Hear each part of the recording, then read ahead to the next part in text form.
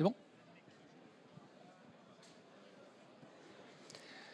Bonjour, merci de votre présence. On va parler de transformation dans l'industrie du futur et durable.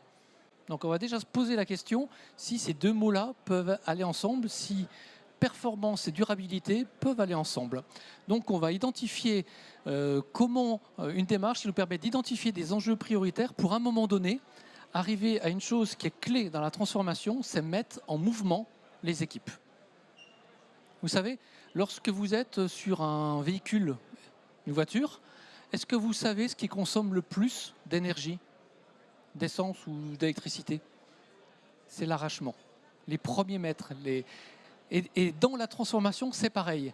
Ce qui est compliqué, c'est de se mettre en mouvement vers la transformation. Une fois qu'on est en mouvement, derrière, ça peut dérouler beaucoup plus facilement. Donc on va voir quelles sont les méthodes, techniques et outils qui permettent d'identifier le ou les chantiers sur lesquels les collaborateurs, les équipiers vont avoir envie de se mettre en mouvement. Quelques définitions. L'industrie du futur, c'est toujours des systèmes de production intelligents, connectés, efficaces, mais c'est aussi une entreprise qui permet d'être plus performante vis-à-vis de ses clients en termes de rapidité, de compétitivité et bien sûr de personnalisation.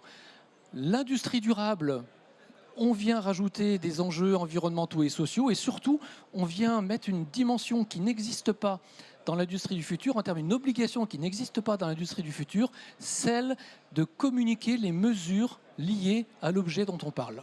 Et ça fait des différences dans les applications.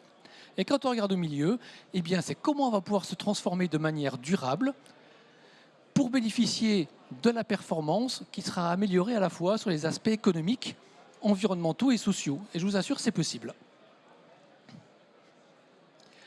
Si on regarde ces aspects-là, eh bien on s'aperçoit que si on traite les sujets par petits tiroirs, c'est souvent le cas, hein, l'entreprise qui sert, le bureau d'études qui fait un bout de projet, les commerciaux qui en font un autre, la prod qui en fait un autre, le marketing qui fait son projet, etc.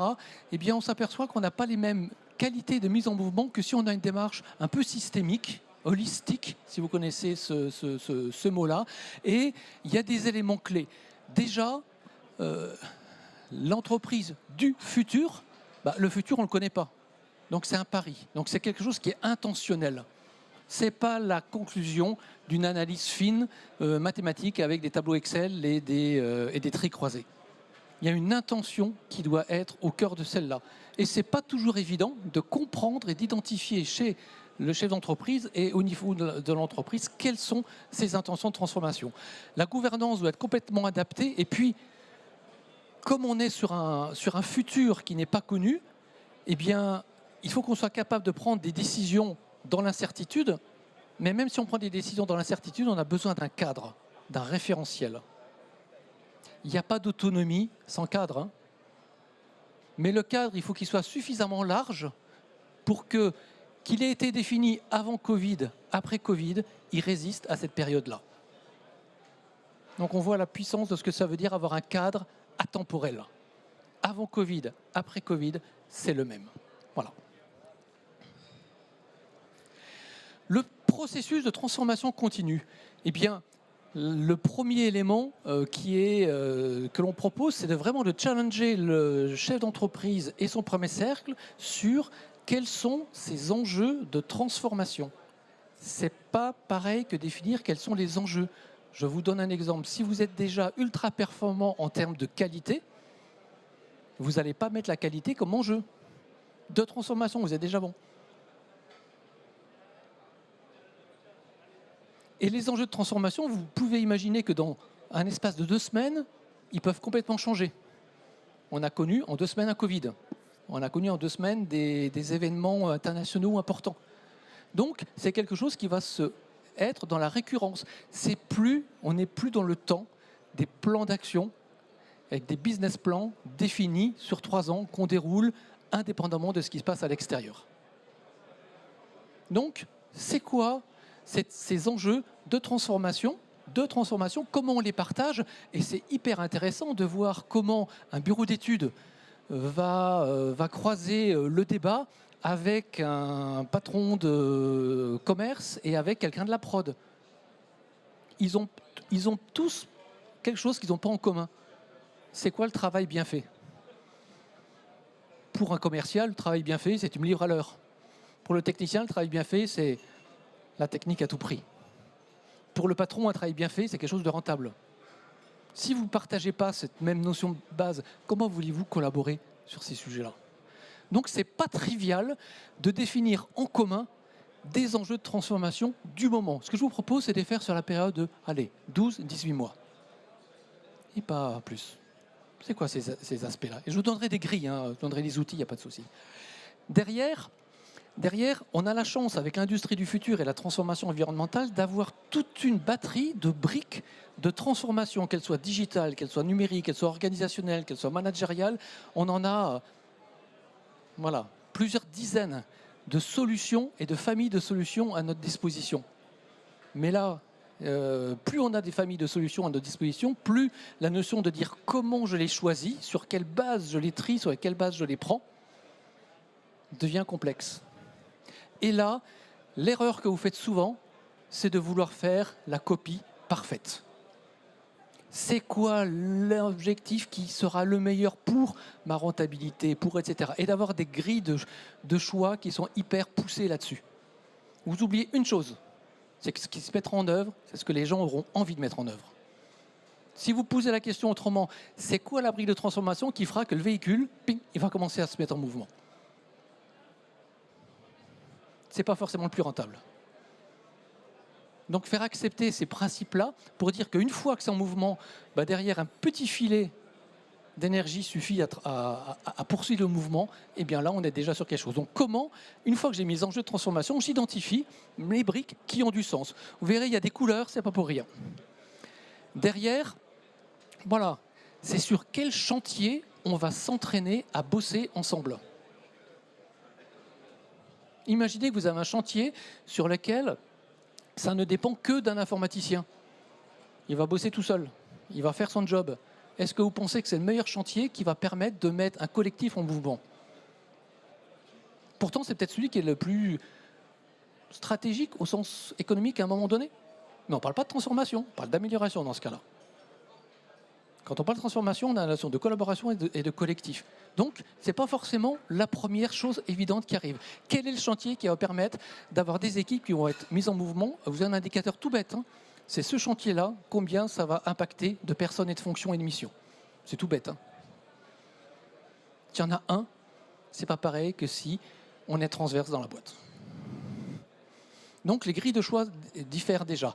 Et ensuite vient quelque chose qui est extrêmement important. Ce premier chantier, il faut que ce soit une réussite.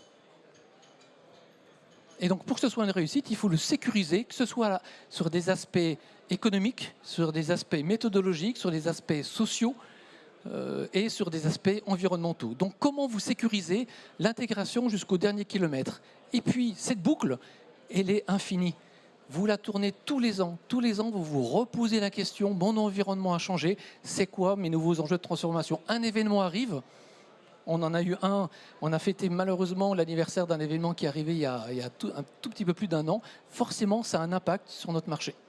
Et donc on refait notre boucle, ça va être quoi? Nos enjeux de transformation sûrs. Et si on se dit, quoi qu'il arrive, je déroule ce que j'avais prévu avant Covid, avant le 20 février, et il y a quelque chose qui est du domaine, quelque part, plus de l'aveuglement que du bon sens. Donc ça, vous le faites périodiquement. Ce qu'on préconise, c'est tous les ans, tous les 18 mois. Et si un gros événement arrive aussi. Et puis là, vous avez des outils qui existent, hein, je vais vous en montrer, des outils à disposition pour identifier et coter les enjeux, identifier les briques de transformation, et puis des méthodes pour avoir des techniques qui font qu'on va embarquer et sécuriser la réalisation du projet. Encore une fois, là, vous avez quelque chose qui est super simple. Vous avez eu 8 thèmes. Ces 8 thèmes, ils sont issus de quoi? Alors, on aurait pu les prendre et faire un brainstorming, regarder, réfléchir et puis dire qu'est-ce qui est important, etc. Non, on a pris la base de 4 ans de retour d'expérience d'à peu près 5000 entreprises en disant ces entreprises, quand elles se transforment dans quelle finalité, dans quel but, dans quel enjeu? Et ça a donné ces grandes familles qui sont là, et puis derrière, bien évidemment, c'est outillé avec du détail. Mais est-ce que son enjeu aujourd'hui, c'est de la perf opérationnelle parce que, punaise, aujourd'hui, je suis en décrochage économique et si je ne rattrape pas, ça va être la cata? Ou est-ce que c'est le développement de l'attractivité de l'entreprise parce que j'ai des capacités à prendre des commandes, j'ai des équipements pour faire les commandes, j'ai de la matière, mais il manque juste un truc, c'est des bras. Et si vous dites au chef d'entreprise, t'as qu'à chercher des jambes, il aime moyen. Il y en a qui ont fait cette blague.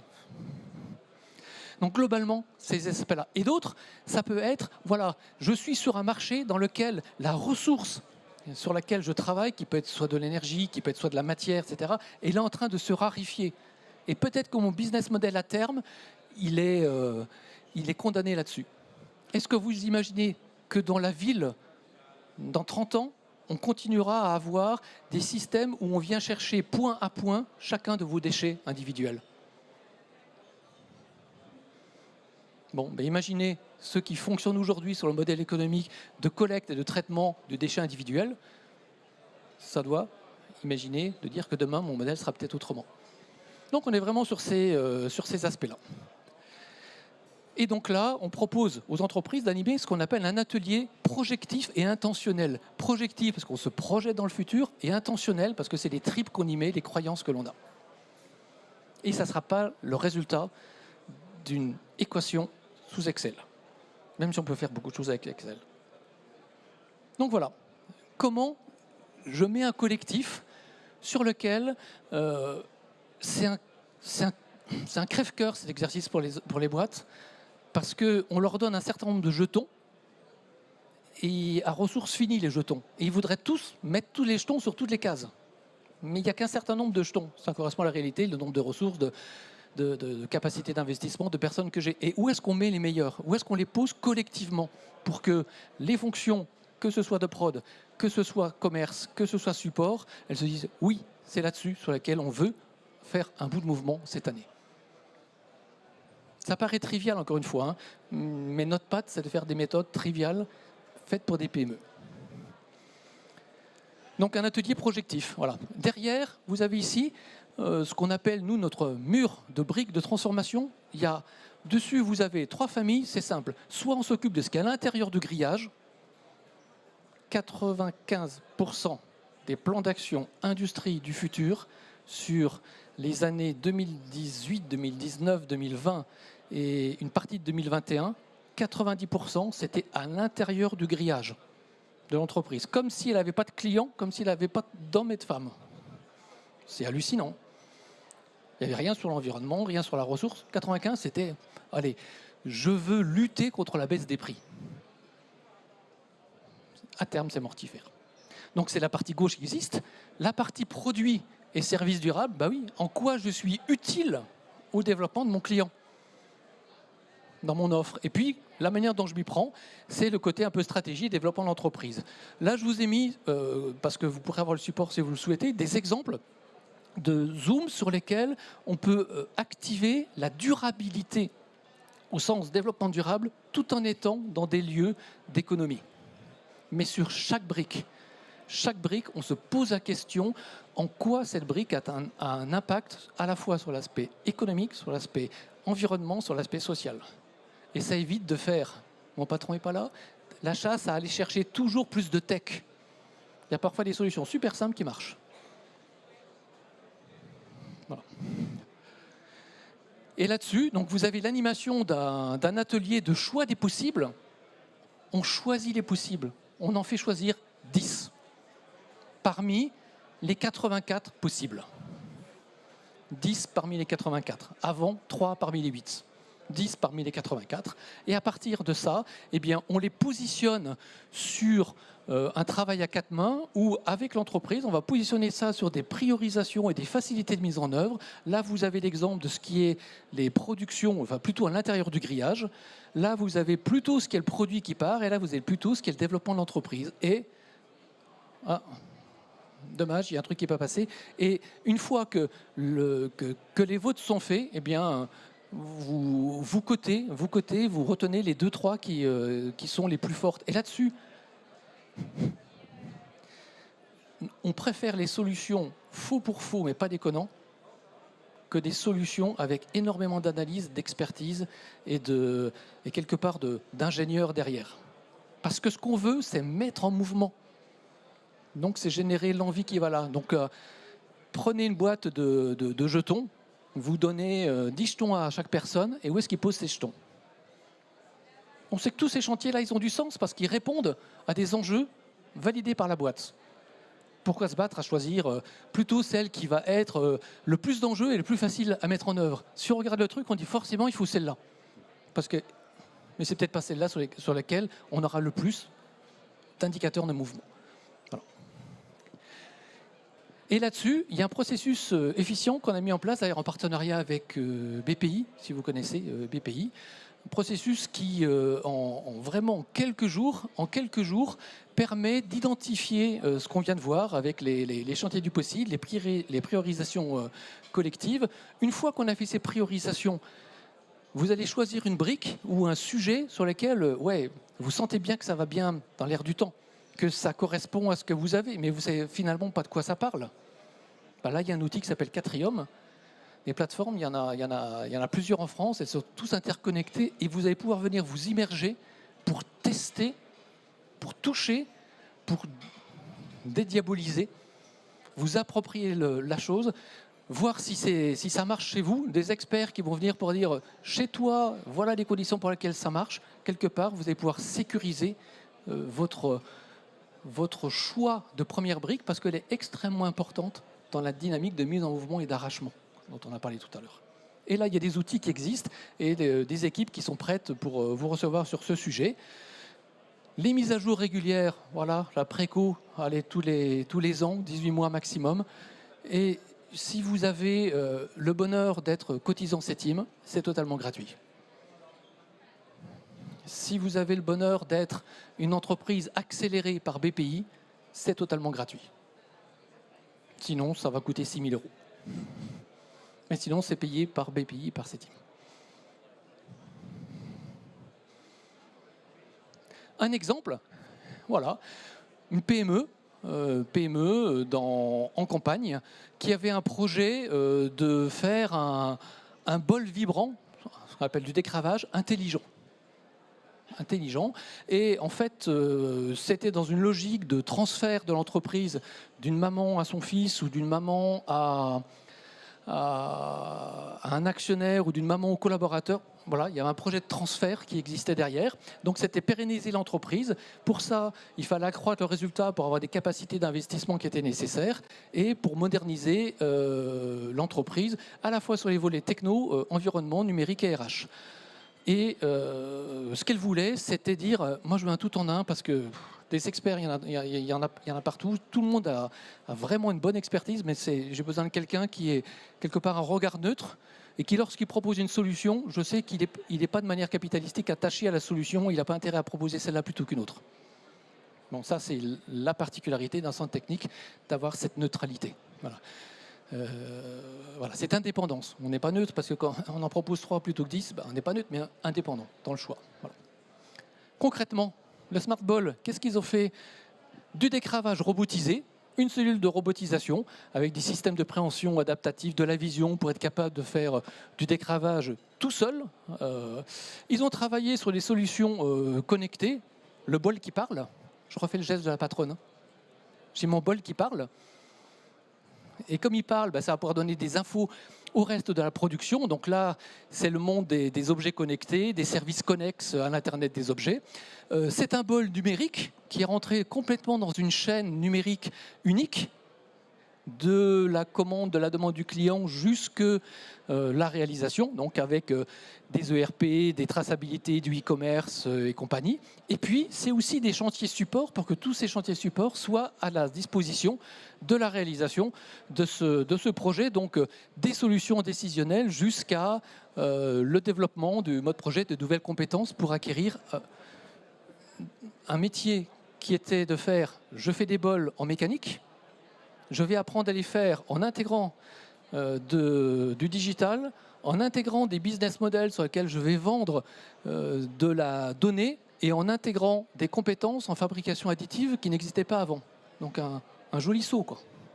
Un joli saut qu'a pu faire cette entreprise et qui en a même profité pour faire bouger son offre de service avec un nouveau business model qui était intégré. Et au lieu d'avoir un équipement qui fait une fonction de décravage, allez, vous mettez des pièces dans un bol en vrac, et puis elles ressortent bien dans l'ordre.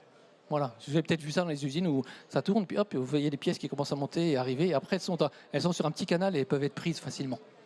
Voilà.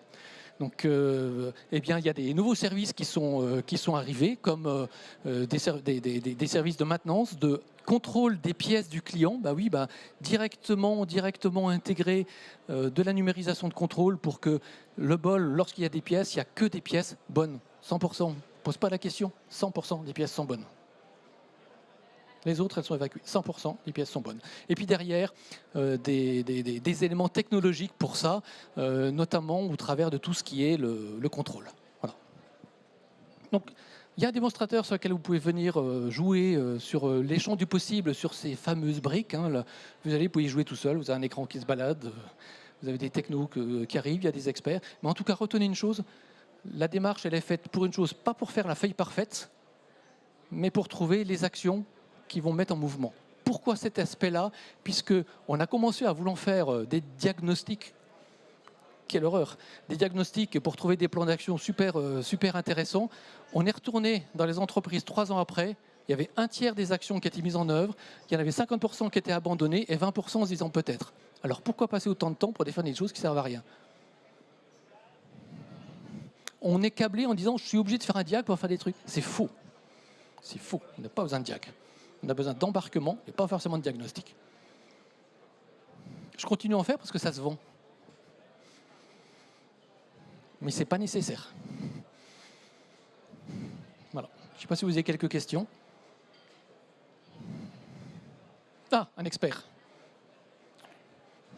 Formé à tout ça. Parce qu'on forme aussi des experts externes. Hein. Ce n'est pas un expert CETIM. C'est un expert voilà, externe. Et sur ces logiques-là, voilà, profitez-en, c'est vraiment si je fais des paroles de dirigeants, ce sont des sas de respiration dans lesquels, en nous prenant peu de temps, ça nous permet, de nous projeter, enfin de prendre conscience, de nous projeter et d'être plus cohérents entre nous, équipe de direction. Et en plus, quand on lance un chantier, on sait que c'est un chantier qui est approuvé par le terrain. Donc il a plus de chances de fonctionner. Par contre, ce n'est pas forcément le meilleur du point de vue économique, mais c'en est un qui marche.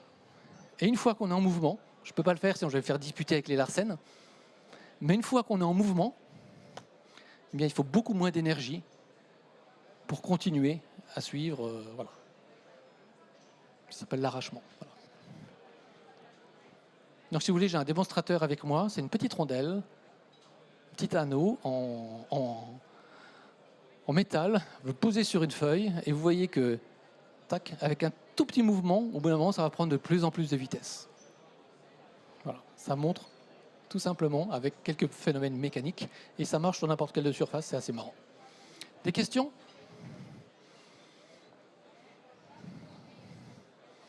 Donc 3 outils.